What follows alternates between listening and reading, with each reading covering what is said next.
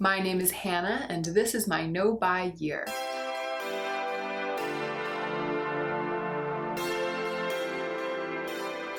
This is my version of a will I buy it video or a feelings about new releases video. This time, instead of picking 5 or 6 new releases and talking about each one of them in depth, I'm gonna try to barrel through as many as I can and just give kind of my immediate first reactions to all of them. I want to start filming this kind of video more, and I think in order to do that, I have to start thinking of it as a bit more of a casual thing, kind of like an off-the-cuff conversation about new releases, instead of a long, in-depth, considered, emotional, meaningful, no-buy video. Today, I'm just gonna chat about new releases. I don't want very many things, so I pulled up like the first 20 things that I came across that even remotely interested me on Trend Mood 1, the Instagram page, and also on the new releases page in Sephora. So I'm gonna just talk about all of that stuff. It's possibly going to be a little bit more of an anti-haul and a little bit less of a will I buy it, because I just don't want that many things anymore. It's partly because of my no-buy, but it's also because I'm a picky bitch. But before we start, there's something that I wanted to remember to tell you, which is that I have a long dormant Twitter account. My Twitter handle is @lifewithjoe. Joe is my absurd and absurdly handsome life partner. I started it back in 2014 just to tweet out all of the ridiculous things that Joe says, because he's constantly saying these really silly things that crack me up, but then I'm the only one who hears them, and then they disappear into the ether and nobody ever gets to enjoy his particular brand of brilliance. So I did it for a couple of months and then started forgetting about it. I'm not very good at social media. I am really kind of a Luddite, and I struggled to maintain my Twitter account, but I am bringing it back. I have decided to resuscitate my Twitter account, and so I'm back on there @lifewithjoe. I am going to continue to tweet the silly things that Joe says, but I'll also be tweeting other things too. I'm going to try to become a Twitterer. I'm also continuing to make an effort on Instagram. So if you would like to follow me on those platforms, I am there. Now let's go ahead and get into the meat of the video. Okay, totally random order. I'm just going through all of the tabs that I pulled up. The first thing is the holiday release from Too Faced, the Gingerbread Spice Palette. Absolutely no interest. I do not want this in the least. And it's mostly because I have no interest in Too Faced. I've been thinking about filming a video about brands in which I have no interest. There's like this long list of brands that I have just decided I'm not into. What does Rich Lux say? Shit. I'm not checking for them. That's what he says. I'm not checking for them. So I'm not checking for Too Faced. I'm not interested in any of their releases. I'm not curious about what they're going to release. I'm not curious about what they're going to do. I think the main reason is the cutesy factor. I just don't like cutesy things. Even a really beautiful eyeshadow palette, which this is, color-wise, finish-wise, it is very beautiful, and I'm sure that I could make beautiful looks with it, and I'm sure that I would enjoy using it, but I just don't want a cartoon gingerbread man in my office. That's as good a reason as any for me to not want this palette. But I do have secondary reasons. I think that Too Faced's eyeshadow formula is really, really unreliable. I think that if I were interested in this and I weren't on a no-buy, I would definitely wait to hear the reviews. I would wait to see swatches. I would wait to see reviews from people that I trust. If you're interested in this, that's what I recommend you do, because my impression over the past several years has been that Too Faced has released dud after dud after dud, and then once in a very long while, an eyeshadow palette comes out that has their same old, really good formulas in it. So there's just no way of knowing whether this is going to be good or trash. Either way, I do not want it. And also the colors, I could dupe the vibes of this so easily that it's not even worth trying. Like, I can just look at it and see that any look that I might want to build with this palette, I could build 10 times over using the shadows that I already have. So Hard and easy pass. Hard and easy. It's an easy, hard pass. Next up, Kathleenlights new nail polish collection, the KL Polish nail polish. I don't own any nail polish. I have one clear polish. Once in a while, I like taking myself to the nail salon and getting my nails done, frequently in kind of an elaborate or editorial way. So when I do go and have my nails painted, frequently I'll get gel polish. So I'll go and it'll be something that I'm doing like to last for the month.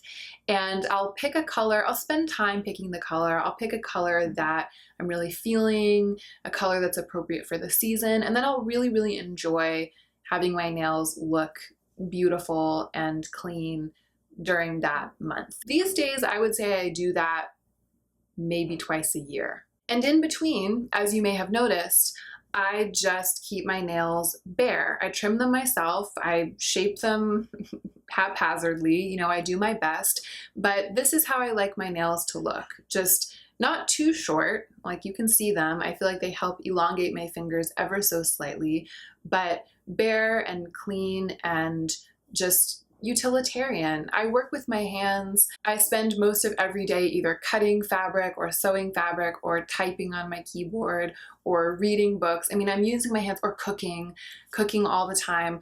I'm using my hands all the time, and I can't afford for them to be kind of precious objects of art that cannot be disturbed, because I'm too active, I'm too productive with my hands for that.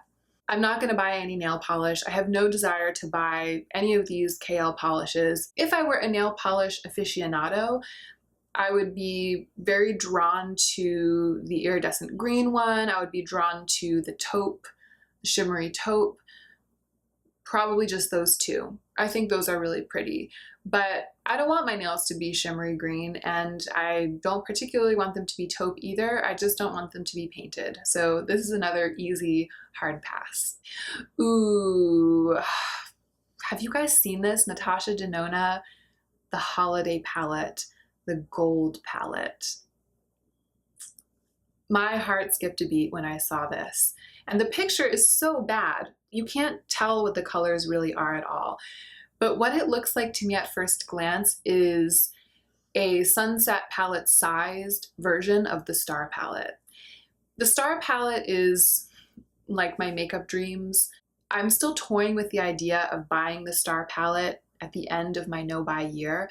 I kind of go in and out of feeling like I want it, because most days, the vast majority of the days, I feel like I have more eyeshadow than I'll ever need, and I genuinely don't want any more. But at the very beginning of the year, I was like, if I make it through the no-buy, not if, I knew I would. At the beginning of the year, I was like, when I make it through the no-buy, I'm gonna reward myself with the Star palette. I was so determined, I was so into it, I was so obsessed with the idea of having it that there was no question in my mind that I would do that. Now there is a question in my mind, but I've always wished that she had come out with the Star palette after she had downsized to these $120-ish palettes. I feel like that bigger palette at the higher price point, the Star palette, is like $169 or maybe even $170, $80. It's around that price point. I feel like that was just a little bit too big and a little bit too expensive, even for consumers who are willing to pay a luxury price for a luxury palette. And she learned her lesson, and she came up with this kind of compromise, which is the Lila palette, the Sunset palette, these palettes that are like about $120 or $129 and are a little bit smaller. So I've always been a little bit regretful that she didn't conceive of the Star palette as a 15-pan palette instead of as the kind of slightly bigger palette that it is, because I feel like it could easily be condensed to something a little bit smaller and a little bit less expensive, but still with all of the same qualities of the Star palette. And from what I can tell from this kind of washed out and yellowy picture on the Trend Mood 1 Instagram, this is what that is. Like, this really looks like a slightly smaller Star palette with some blue, with two blue eyeshadows in it. It's just the taupes and the golds and the bronzes are what I'm here for. And that's kind of what I'm here for when it comes to the Star palette. So I'll have to wait and see what this palette actually looks like. I'll wait and see swatches and see some better pictures, but right now I kind of want it. That isn't to say that I would buy it or that I will buy it. That is just to say that I will watch its future career with great interest. And in the same post, Trend Mood 1 revealed that Natasha Denona is releasing a mini star palette for the holiday season. It's one of those eensy weensy weensy little palettes. It's $25. It has 5 gorgeous shades, 5 of the shades that I really love from the star palette. If I weren't on a no-buy year, this mini star palette would be a no-brainer. It would be a shoo-in. And I'm kind of glad I am on a no-buy year because I'm not sure that I really genuinely want it. I would have to decide if I was ever going to buy the star palette, because I wouldn't want to buy this and then in the future buy that. I would have to really think about whether I have dupes for these shadows. I would have to swatch it in store, all of that. Because it's my no-buy year, I don't have to worry about any of that. I want it. My instinct is that it would be a good investment, but I know that I'm not going to buy it, so I can just let all of those worries fly out the window. I'm drawn to it. It seems like a good idea, but whether it actually is a good idea or not is something that I don't have to decide because I'm not going to buy it. Good move though, Natasha. Good move. The mini star palette is a good move. Oh my gosh, and in the same post, it's like a single post that you swipe through to see several different pictures. There's a Aucoin holiday palette that's revealed here. It's called Nude Pop, and it is also absolutely stunning. It's on kind of the nude, I mean, it's a nude palette, but with really, really gorgeous bronzy shimmers, and the nudes are kind of dusky and grungy and bronzy. The exact kind of thing that you know that gets me every time. So this is another thing that I feel those feelings like I would be so tempted to spend a lot of time mulling over whether or not I want this. I'm not sure that I want it, but I feel like I kind of want it. And so my old self, my pre-no-buy self, is getting all like riled up, like, oh my gosh, I can't wait to look at all the swatches. I can't wait to spend hours and hours thinking about whether or not I'm gonna buy this, because that's the way that my brain is used to spending its time to kind of generate these chemicals of excitement and expectation. Dopamine, as I've learned from reading the book that I'll be reviewing soon on Hannah's book club, is not just about the fulfillment of a desire, but it's also about anticipation. So the old brain, my old rotten brain, is like, dopamine, dopamine, I might want it, I anticipate it, but I know that I'm not going to buy it, so I'm able to kind of just shut that whole process down and free that brain space up once again for doing other things. But this does look really beautiful, and I absolutely love Aucoin. So I will be keeping an eye on this one, just not as frantic and voracious an eye as I would have been keeping on it in the past. The same post has a picture of a Bobbi Brown eyeshadow palette, Bobbi Brown infrared eyeshadow. Boring, boring, boring, absolutely no interest. And also a Stila Cosmetics Shine Bright Heavens Dew palette. I can't tell if it's eyeshadows or highlights, but either way it's got that domed, baked shape, and they're 3 absolutely boring colors, absolutely no interest. And the same post has a picture of a giant, disgusting holiday palette from Too Faced. One thing that really turns me off when it comes to eyeshadow that Too Faced does a lot is that kind of gold cardboard packaging with the black ring around each shadow. I just think that looks so cheap and trashy, and bad packaging for me is as good a reason as any to have zero interest in something. So I don't care what Too Faced puts inside those pans. If it's that flat gold packaging with the black ring around all of the eyeshadows, it is a solid no from me. Okay, next up, the Kat Von D holiday release. I have never really been that interested in Kat Von D. I've only ever bought one Kat Von D product, which was the glitter, the Everlasting Glitter Lip. Something really enticed me about the idea of a glitter lipstick, or about the idea of those products in particular. So I went ahead and purchased the orange one, the one called Rocker, last winter, I guess it was, when they were first released last fall. I think it was last fall. It's not that the calligraphic, gothic aesthetic is something that doesn't interest me, because it does interest me. I think that that is very beautiful, and I am drawn to things that have that aesthetic. The thing about Kat Von D that never interested me was the commodification of that aesthetic. It's so clean and polished and commercialized in her brand. It's like she's bottling and selling this thing that by its very nature is not meant to be bottled and sold. And so it always just felt a little bit cheap and corny to me, and inauthentic. Honestly, I feel the same way about Urban Decay kind of capitalizing on grunge street culture, and I definitely feel the same way about any makeup brand trying to encapsulate or capitalize on punk culture. These kinds of cultures are underground by their very nature. They're counterculture. And so to take something counterculture and to kind of bring it out into the light and polish it and shine it and then bottle it and sell it for profit is so counter to anything countercultural. And it's not that I don't think that you can buy things from these brands and use them to create beautiful eye looks and to exemplify those aesthetics yourself if that's what you're into. I'm just wary of what is being sold. And I always have been that way in regards to Kat Von D. Needless to say, I hope recent events with Kat Von D have completely turned me off her brand. What little impulse I had left to ever purchase anything from her has been eradicated. However, all of that aside, even if all of that could be extricated and laid aside from this palette, I think the color story is really disappointing. It's kind of like half rainbow, half grunge. I'm not even gonna get into like the names and the themes of the palette. Just no interest. Like I don't need a rainbow palette, and I feel like the shades in this palette that I'm even remotely interested in are shades that I already have in my collection. No interest.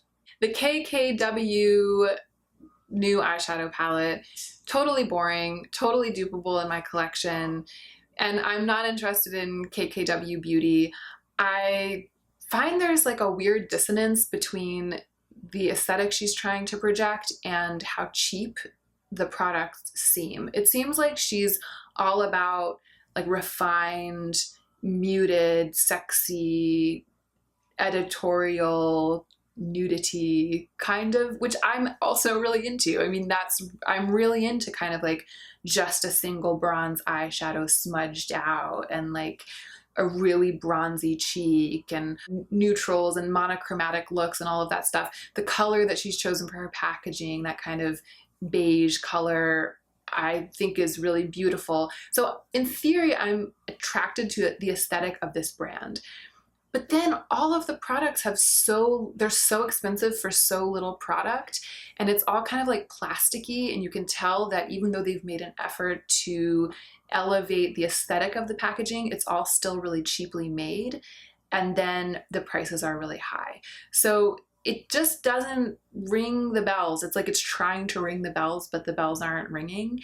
And so for that reason, I've never been interested in anything from KKW, and I'm definitely not interested in these boring eyeshadow palettes. The Natasha Denona Safari palette, I actually just filmed a video duping the vibes of this palette last night, and I'm not sure which one will go up first. If I have all my ducks in a row, the duping the vibes video should have already gone up by the time you're watching this video. In short though, I find the tonal consistency of this palette to be intriguing but not compelling. And what I mean by tonal consistency is that all of the shades kind of seem to be the same level of saturation. It's like they are all about half saturated. If you can imagine like a really, really, really dark, deep purple, and imagine turning up the saturation so it becomes like a mid-tone purple, and then turning it up even more so it becomes a really, really bright, brilliant purple. That's what I mean by level of saturation. And every single one of the shades in this palette has had that dial turned up like maybe not even halfway, like a third of the way. And for that reason, even though it's a very colorful palette, I find it to be kind of an undynamic palette.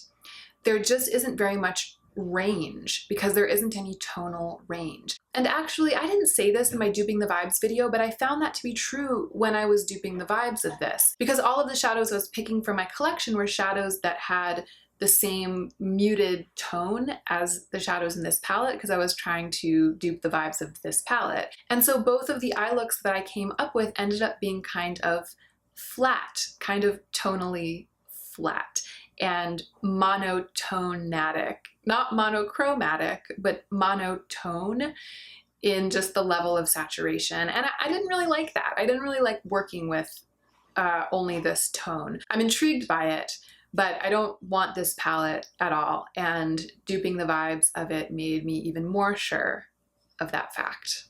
The Colourpop Holiday release does not attract me in the least. In the least. It's like, I can't, okay, so I used to hate leopard print. I used to think it was so cheesy. As an adult woman, I've started to understand how it can be incorporated into an outfit for a cheeky and editorial print mixing look. I have some shoes with leopard print fabric on them that I think look effing incredible with absolutely everything. They've been on my Instagram a couple of times lately actually, so you can see them there if you're curious to see what they look like. I love using a good, beautiful leopard print as an accent, as like a pop of print in an outfit. But purple leopard, I'm afraid I cannot abide by. And that is what this packaging has on it. It's like purple leopard. It's not the kind of leopard print that I like. I like kind of a more natural looking leopard. And then the colors like orchid and yellow. I understand that is technically on trend, but it's not on trend in the way that gets me going. There's just nothing about this collection that draws me in. Hard pass. NARS. NARS has just revealed that they are releasing an Advent calendar for the holidays. I will put a picture of it up on the screen so you can see what I'm talking about. It's like this crazy spiky thing with drawers, and apparently it's full of minis. In theory, this would be a thing that I want because I really love NARS. I would say every NARS product I've ever owned, I have really, really loved and gotten good use out of.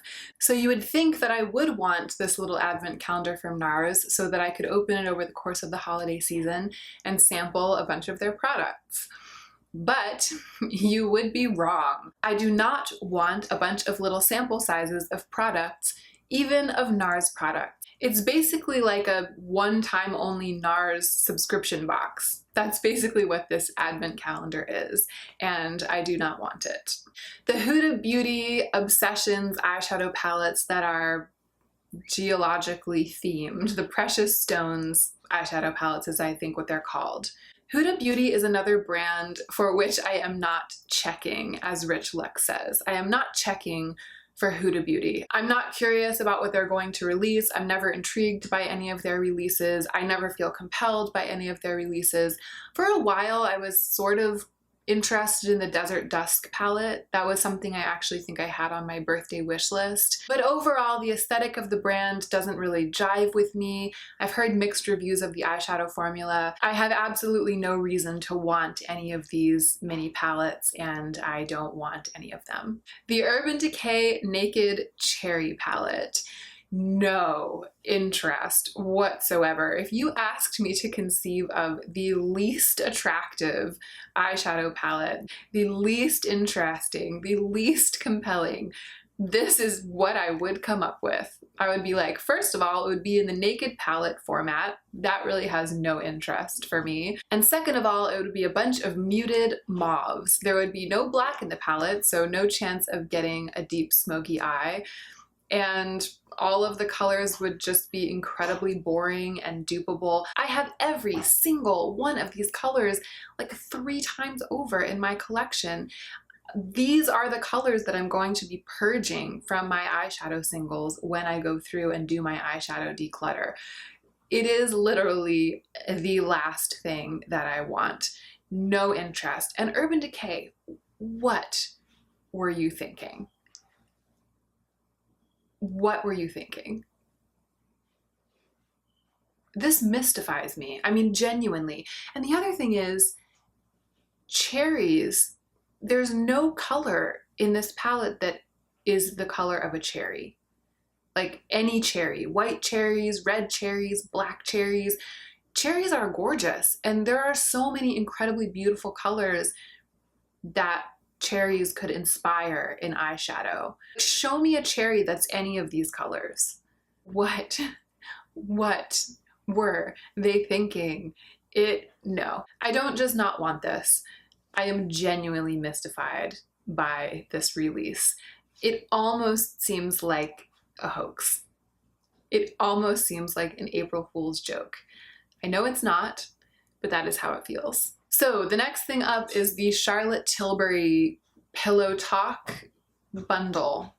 I guess she released a collection. It's a Pillow Talk collection. So there's a little eyeshadow palette, there's a little blush, there's a little lipstick, and all of them are inspired by the famous lip liner Pillow Talk. Boring. If I were going to buy something from Charlotte Tilbury, it wouldn't be something this boring. This color, this pink color, doesn't really draw me in. I'm drawn to Charlotte Tilbury. Charlotte Tilbury is a brand that does entice me, but this particular collection does not. The Tarte Pineapple Business. Pineapple of My Eye Collectors set. This is the quintessential object of which to ask yourself, do you want stuff or do you want space? This thing just looks like it would take up so much space, and it's so clunky with the mirror on the one side and the open, like the colors are fine, like fine, but I feel like even if the colors were the dream of my life, I still wouldn't want this palette because of that chunky, clunky, gimmicky packaging. Ooh, so I'm pulling up this really, really pretty sparkly picture of the new Pat McGrath palette, the swatches on the fingers. I'll try to put it up on the screen. It's like a really sparkly, beautiful picture. I would like to own a Pat McGrath palette someday. They're obviously incredibly beautiful. I haven't seen one yet though that makes me feel like I could do things with it that I can't already do with what I have.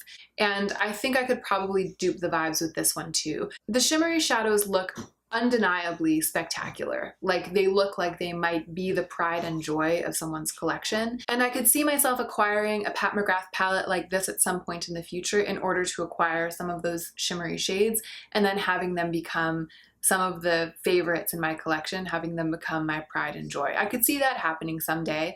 That might happen someday. And the ones in this palette are absolutely gorgeous. They are to my taste. That red one, not so much, but all of the rest really are. So yeah, I'm drawn to it. I'm intrigued by it. I'm looking forward to swatching it in store one day, but I don't want it. I just don't really want it. I mean, honestly, if you cover up the red, it's kind of my perfect palette because it's got the bronzes and the browns and the cream, and then it's got those beautiful accent shimmers. That tends to be what I go for. If I wasn't on a no-buy, I could see myself talking myself into this palette. And that makes me really glad that I am on a no-buy because as it stands, I just don't have to worry about it. I don't have to think about whether or not I want it or whether or not I want to want it. I don't really want it right now, and I'm just gonna let that be the way that it is. I'm not gonna try to push it. I'm not going to obsess over it and try to talk myself into it. And that's great. That's such a good feeling. I feel empowered by my no-buy in that way. I might put it on my Christmas wish list. This is the kind of thing that would be really cool to receive as a gift. But as it stands, I don't particularly want it. Ugh, for some reason I clicked on the Farsali primer serum. No interest. Farsali has always seemed gimmicky to me, and I know that some people have had really good results from them, but I've always felt like those are people who don't have really complete skincare routines, or those are people who have never tried an oil before, and those Farsali droppy things were like the first oils they ever tried, and then they were like, wow, this is great. What's great is oil. Like, oil on your face is great. Don't get them from Farsali. Like, you can get really great oils that aren't gimmicks and that don't have a bunch of nasty stuff mixed in to make them popular on Instagram. Maybe I'm being super harsh. Obviously, I've never tried any of these products before, but I have absolutely no interest in Farsali at all. The last thing I want is a skincare brand that is all about its image in that way, like its Instagram image. These products have been formulated to sell because of how they look, and that is not what I want in skincare. I want skincare that's been formulated to sell because of how well it works. Ooh, Fenty Beauty. I want it. I want the Diamond Balm. I want the Diamond Milk. I want a diamond bomb to explode in my house, and I want diamond milk to run in my veins.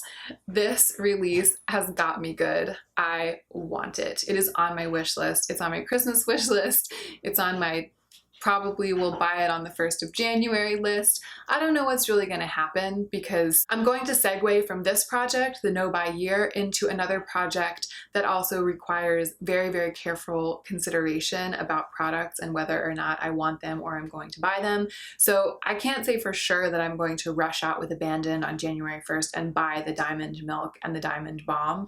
But right now, I feel like if tomorrow were January 1st, I would buy them. I really love Fenty. I like the aesthetic, I like the packaging, I like what the brand stands for, and I love the products from Fenty that I have. I really love the highlighters and the gloss bomb that I have, and the gloss bomb that I have is over half done. I think actually there's only a third of it left. So that means that that's a product that I really enjoy. Half of my brain is like, I want it, it's perfect, I need it, I'm gonna buy it right away as soon as I can. And the other half of my brain is like, I don't need another lip gloss. I want to get through a lot more of my lip glosses before I buy any new ones. I don't want more stuff. I want space more than I want stuff. So I'm a little bit torn. I'm like that about the Diamond Milk. Luckily, I have 3.5 more months to think about it. The Diamond Balm, however, is a little bit less of a question for me. I actually realized when I did my makeup inventory that after my declutter into a box, I was left with fewer single highlighters than I thought I had. The highlighter part of my collection it's not sparse. I have way more highlighters than one person needs, but for someone who likes to have variety and who really enjoys kind of feeling her oats in makeup, I have way fewer highlighters than I do blushes, for example. And so I feel like I have a little wiggle room in the highlighter department. And this is the kind of thing that really gets me going. It's a clear base with fine glitter. It's just a dream. And the packaging and the color, I'm so into it. I absolutely want it. But curiously, there's no pain. And I've kind of said this before in some of my Do I Want It videos. I want this. What I would have said before is like, I want it bad. Like, that's the way it feels. That's how much I want it. But the feeling isn't bad. The feeling is one akin to mild curiosity. That's the nature of my desire for this thing. I'm like, Fenty dropped something that I really want. And that's kind of it. I love it, I want it, and I'm not bothered. We'll see what happens in 2019. All right, that's about all I've got in me for today. There is very loud construction going on right outside my window, and it's kind of ramped up over the past 15 minutes. So I've been having to stop and start and stop and start, and it's driving me almost genuinely bananas. I would love to hear your thoughts in the comment section down below about any of the products that I've been discussing. Do you want them? Do you plan to buy them? Are there things I didn't discuss that you really want? How are you feeling about holiday releases in general at this early date of mid-September? It's already holiday release time. It's so crazy. Let me know what you think about these releases, and also let me know how you feel about this format of video. Like, did this work for you, the way that I kind of rushed through all of the products super fast? It was fun for me. It was, in a way, it was a little easier for me. I didn't feel like I had to dwell as long on each product, and it was also fun. Barring the extreme frustration of having to deal with all of the noise of the construction, it was fun. That is it. Thank you so much for watching. I hope you enjoyed it, and I hope you'll remember to take extra good care of yourself this week so that you can be the most effective version of yourself as you do your work in the world.